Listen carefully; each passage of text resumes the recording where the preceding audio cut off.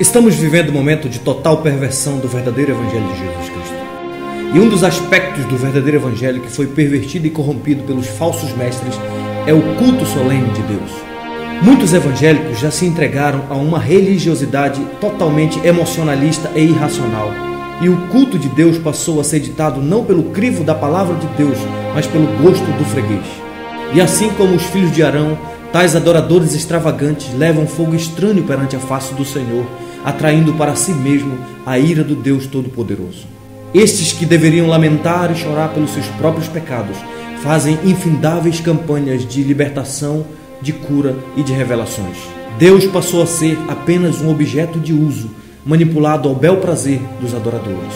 Nestas fileiras, o Deus Altíssimo é tratado como um bom palhaço numa brincadeirinha de circo. E neste circo tudo é permitido, inclusive o ato animalesco de rolar pelo chão, rir descontroladamente e andar de quatro imitando animais. Vale também campanhas políticas, distribuições de amuletos da sorte, lenços ungidos, sal grosso, canetas abençoadas, livros da vida e muitos outros aparatos pagãos condenados pela palavra de Deus. O pior de tudo é que nessa arena gospel vale também substituir a fiel pregação da palavra de Deus por piadas motivacionais. E por não haver uma exposição consistente da palavra de Deus em tais reuniões, a voz do líder ganha valor quase que absoluto entre eles. Afinal, ninguém pode se levantar contra o ungido do Senhor. E o resultado é que tais igrejas são como a igreja de Sardes. Têm uma fama enorme de que estão vivas, experimentando um grande avivamento, porém Deus diz que estão todos mortos. E como disse o reverendo Hernandes Dias Lopes, hoje nós temos uma igreja que tem extensão, mas não tem profundidade. Uma igreja que tem influência política, mas não tem poder espiritual. Uma igreja que tem riquezas materiais, mas não tem integridade moral. Uma igreja que busca os aplausos dos homens, em vez de levar estes homens ao arrependimento. Uma igreja que prega para agradar e não para levar este homem ao arrependimento e à conversão. Nós precisamos parar e rever isso. Muitos pastores falam apenas em quebra de maldições, prosperidades, realizações pessoais, mas nunca na escandalosa mensagem da cruz de nosso Senhor Jesus Cristo. Até mesmo pastores outrora ortodoxos renderam-se às novidades do mercado gospel e aderiram aos produtos de marketing que tornam o evangelho mais agradável à juventude de nossos dias. E o evangelho passou a ser simplesmente um produto charmoso para rebeldes consumidores. O culto de Deus está pervertido e o Senhor nos chama ao arrependimento. Mas afinal, biblicamente falando, o que é culto? Como Deus deve ser cultuado? Temos liberdade para introduzir no culto de Deus aquilo que achamos interessante ou Deus mesmo já determinou a maneira como Ele quer ser adorado? Precisamos lembrar que desde o Antigo Testamento existe uma clara distinção entre a vida cristã como culto e as assembleias solenes do povo de Deus.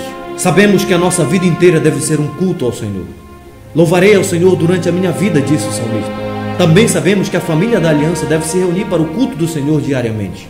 Mas também não podemos esquecer que existe o chamado culto público solene, ao qual o autor de Hebreus diz: não deixemos de congregar, como é costume de alguns.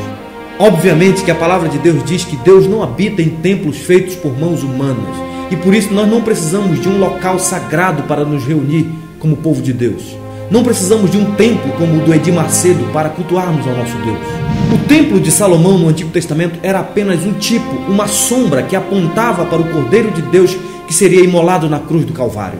Mas quando Cristo veio e foi imolado na cruz do Calvário, o templo e a sua função pedagógica chegou ao fim. Em Marcos capítulo 13, Jesus mesmo profetizou a queda do templo, mostrando que ele não era mais necessário para o culto de Deus. Portanto, qualquer tentativa de reconstrução do templo de Salomão é atitude de rejeição ao sacrifício do Cordeiro de Deus que tira o pecado do mundo.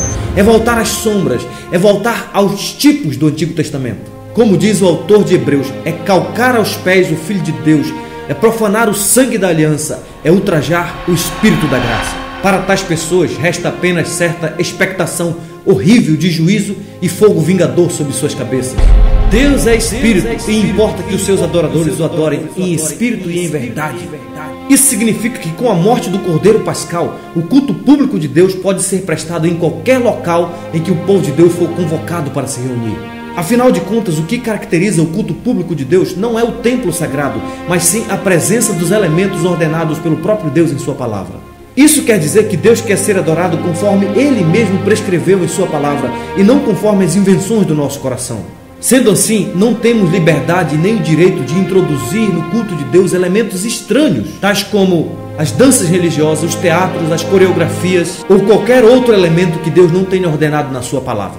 Sabemos pelo testemunho da Escritura que o ato de dançar em si mesmo não é algo pecaminoso, a não ser quando tal ato promove a impureza sexual e compromete o testemunho cristão. A Bíblia diz que em diversas ocasiões os membros individuais do povo de Deus dançaram perante o Senhor. Mas é bom lembrar que essas danças não faziam parte do culto solene do povo de Deus. Por esta razão, as chamadas danças litúrgicas, tais como coreografia, ministérios de danças, danças proféticas ou qualquer outra variação desta natureza, não devem ser incluídos no culto de Deus, independentemente do local onde este culto está acontecendo.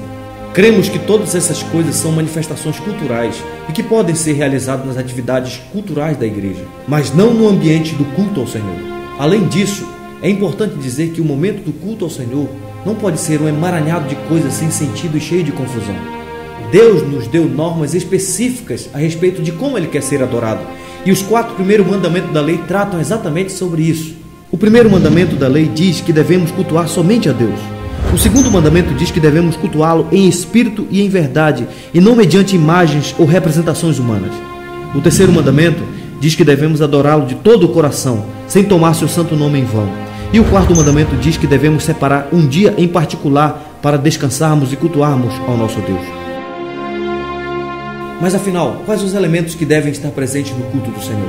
Biblicamente falando, os elementos ordenados por Deus para o seu culto são estes: orações, leitura da palavra de Deus, pregação da palavra de Deus, cânticos de salmos, hinos e cânticos espirituais, celebração da ceia do Senhor, ministração de batismos, ofertas, juramentos religiosos, votos, jejuns solenes e ações de graças em ocasiões especiais. Esses são os elementos do culto ordenado por Deus, e qualquer inovação a esses elementos é fogo estranho perante o Senhor e deve ser repudiado e reputado como falso. Sim, é bem verdade que a Igreja do Senhor também é uma comunidade social. Ela tem suas muitas atividades sociais como parte da sua organização. No entanto, tais atividades que, embora sendo legítimas em outras ocasiões, não podem ser introduzidas no culto do Senhor sob o risco de profanação. Não podemos de maneira nenhuma confundir culto com cultura geral. Cultura são os costumes e hábitos de um povo. Culto é o ato de adorar a Deus conforme Ele mesmo estabeleceu em sua palavra. Sendo assim, a cultura de um povo não pode ser tomada como critério e referencial para o culto que agrada a Deus e que Ele ordenou na sua palavra. Deus não tem prazer em um culto solene carregado de invenções humanas e aparatos pagãos, por mais interessantes que possam parecer.